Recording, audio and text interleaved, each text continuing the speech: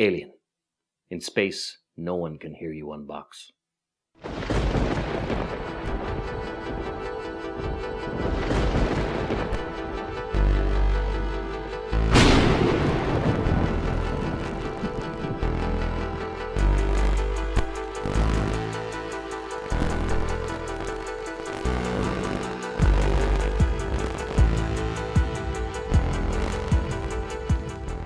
Hello and welcome to The Lucky Roll, an eclectic channel for eclectic games. And today we're going to be unboxing Alien, Fate of the Nostromo. This is a board game based on the very first Alien movie, and of course it has the tagline, "In space, no one can hear you scream."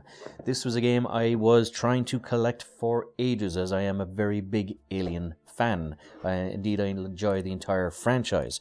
Now, this game is a cooperative game with kind of roll and move, kind of deliver mechanics. Basically, the crew are trying to construct enough things to keep the alien at bay long enough in order to escape. Now, as you can see here, there seems to be 5 final missions, so there's a bit of variance in it. And you have Play with Science Officer Ash for a more challenging game. And you have, of course, 5 minis, the xenomorph itself, and the actual characters. It's a game for 1 to 5 players, and it lasts 45 to 60 minutes. Now, I'm going to open this, and I'm going to probably nerd out a little bit because I am such a huge fan of the Alien franchise. But I was actually very lucky to get this game, because when it was announced, I couldn't find it. I went on holiday to Britain, and I searched quite hard there, and I couldn't find it there either. So I had given up ever owning it until this Christmas, literally in my local Waterstones.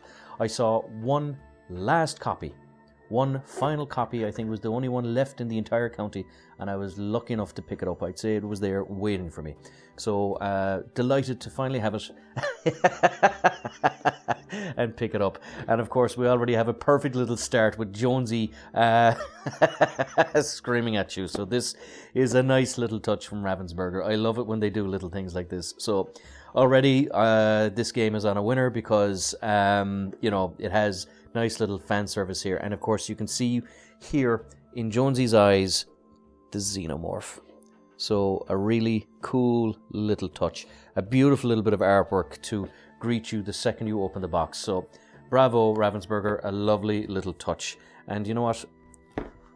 It's actually a whole board itself. You can't see it, but it's actually Jonesy in the actual Jonesy in the spaceship. You can see the xenomorph here in the background. So it doesn't make 100% sense given the actual perspective of the picture, but you know what? A double-sided board for no other reason than just fan service. I'm impressed. Quite happy with that. And we have here the Nostromo itself. Now, a very clear board. It's actually very distinct, so it gives you a good idea. The crew morale here, for some bizarre reason, it seems to be a bit blurry, but I presume that's just because of the aesthetic. It was 1970, so computer graphics at the time were basically green lines. So even with, say, Alien Isolation, modern computer games, they have a very old retro type of thing. So very interesting looking board. You have here the nest maintenance, the equipment storage, you have garage, you have the workshop, you have the med bay, of course, which is where John Hurt's character had that infamous scene, which they didn't tell any of the actors about. You have the airlock, you have the docking bay, you have the hypersleep bed up here, and you have Mother up here. You have the bridge and you have the galley. So a very interesting, very functional board.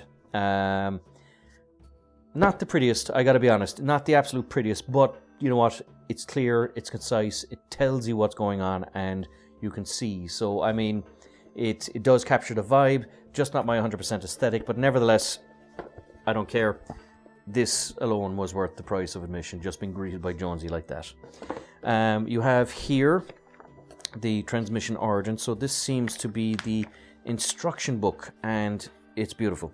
I have to say, a really nice little instruction book here that is like an information leaflet, goes into the different characters, the final mission. So it's not an overly complicated game, and you can have Ash, which is an extra challenge for the game. So whenever he moves, he used the shortest route to move towards the nearest room or hallway with any scrap tokens or crew member, whichever is closest. If there's a tie, the crew decides which one Ash moves towards. If he encounters scrap, he will remove the scrap.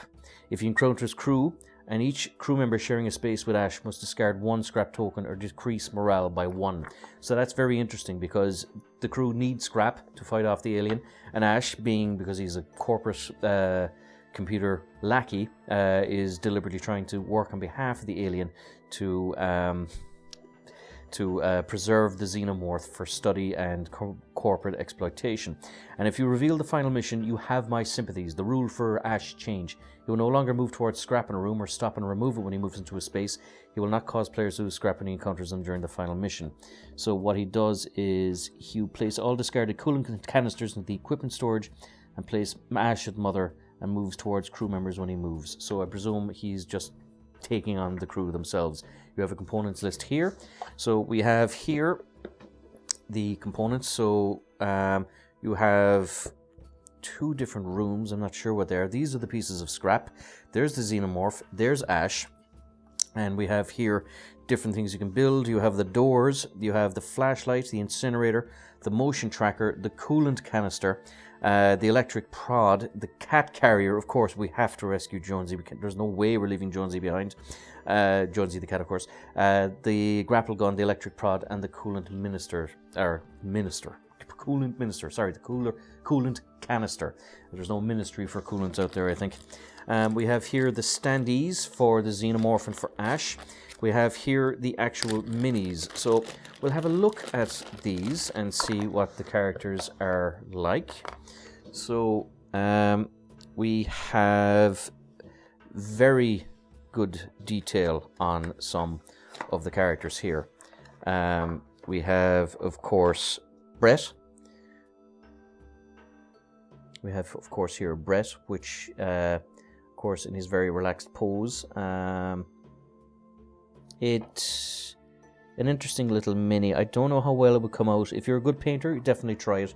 But the base is done nicely as well. And, of course, you have the name here as well of Brett. So, interesting little base. I like it. Kind of hexagonal. Of course, it would suit the actual... it would suit the game. And, of course, yes, China, being China, doing its best. So interesting little mini. I quite like it. The thing that they're all different colors is a good thing because you can play it straight out of the box if you want to play it. So we have here Lambert. So as you can see, I remember she was terrified by the alien, but this is a really interesting little pose for the mini because she's leaning and hearing and listening. So that's quite cool. Given that I remember during the film she succumbed to her terror and couldn't cope with the alien and was basically, I remember kind of on her knees crying her eyes out when the thing was going to eviscerate her, and that's the last we saw of poor old Lambert. So her listening here is an interesting pose that they would choose that's different to the character.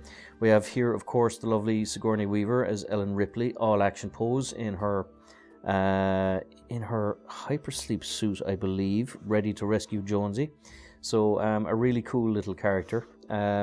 We have here Dallas, which is pretty cool because he's crouched. So this is, of course, when he was going through the ventilation system, no doubt trying to hunt for the xenomorph with the homemade incinerator. And you can see here he's got the headset on.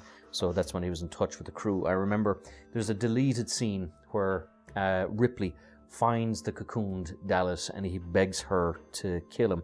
I believe she incinerates him. And we have here, of course, Parker. So Parker, of course, was the other, I'd say, ready for action type of character. And it's interesting that he's leaning forward so much. I'm wondering, is that... Yeah, no, I think that's a slight mistake, that it shouldn't be leaning forward as much because he's literally like Michael Jackson in Thriller. So he should be back a little bit more. So the best thing to do is put a little bit of hot water to kind of bend these things back, because doing what I'm doing now and bending them back will only wear and break the actual plastic. But nevertheless, I can presume he's going to rugby tackle the xenomorph, and the xenomorph itself is of a lovely quality, I have to say. Like The other characters, you can paint them if you wish. You don't need to touch the xenomorph because he's reflective, he's detailed, and he looks exactly like he should in the movie. So a nice touch there. We have a set of cards. So yes, I think the slight blur is an aesthetic choice because 1970s computer graphics, which were basically green Pong lines. I'll just open these, so just bear with me one moment.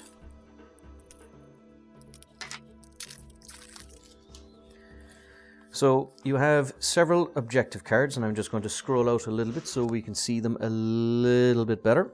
And we'll push the crew up here. So if anyone from the Weekly Gaming Club is watching, I'll be bringing this in next week. We have objectives, so you have encounter the nest, so bring an incinerator to the nest.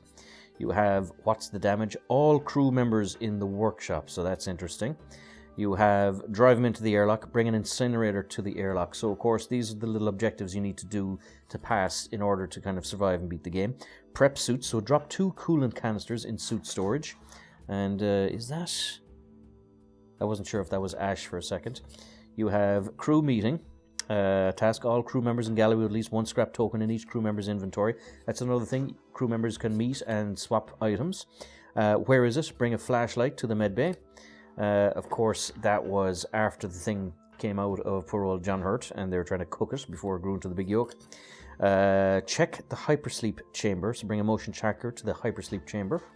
And you have shouldn't have landed on this ball. Bring a grapple gun to the garage. And there's some nice illustration here. I like what Ravensburger have done. Give it a little incentive. So yes, of course, this is what Lambert was doing. He's just taking a pull of his actual cigarette. I'd forgotten that he was a smoker.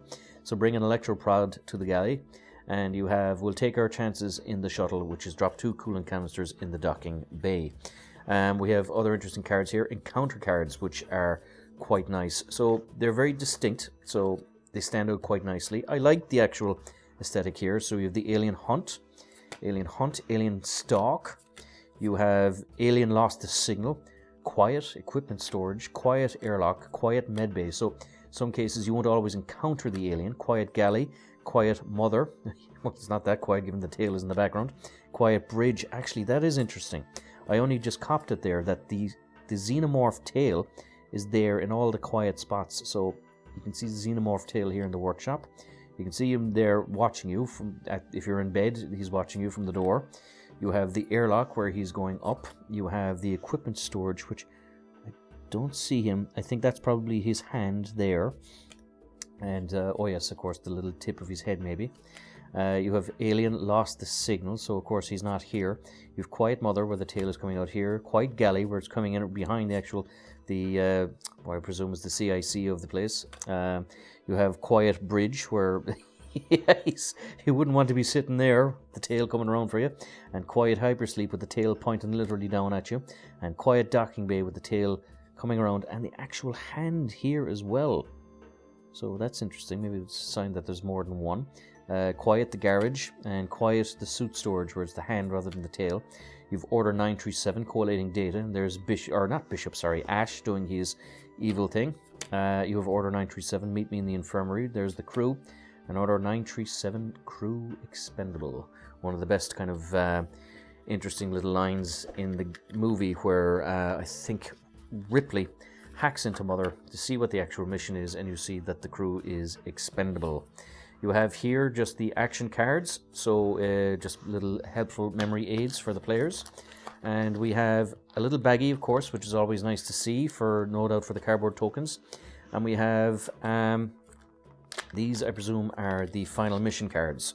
So you have 5 of them. So we'll turn over the first one, which is blow it out into space. So be aggressive with the damn thing, get rid of it. So get the damn alien out into space. You have cut off every bulkhead and every vent. So obviously you're just going to tie yourself in and hope the thing doesn't get you. And of course you've got the tail of it there. You have my sympathies, which is defeat Ash by dealing 3 damage to him. Ah, yes, this is the card. So this is where Ash's behavior changes, where you have to get revenge on the bloody thing.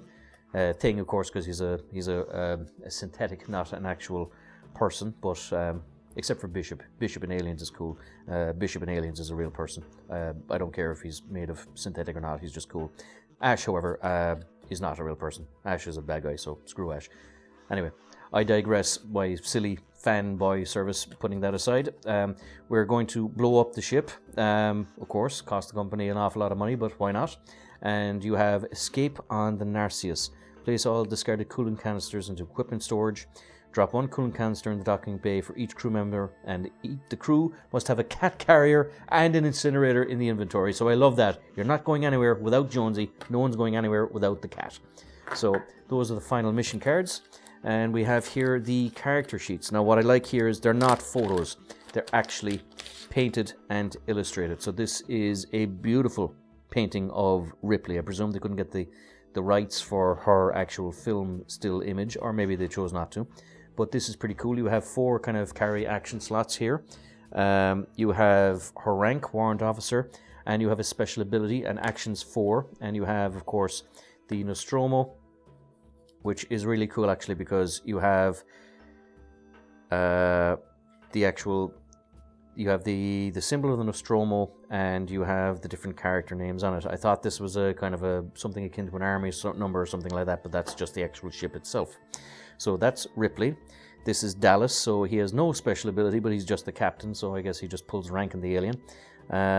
Pretty cool looking character. You have Brett, of course. Yeah, again, this is him holding the doobie away, or not doobie, sorry, the cigarette rollie, I should say. Sorry, James.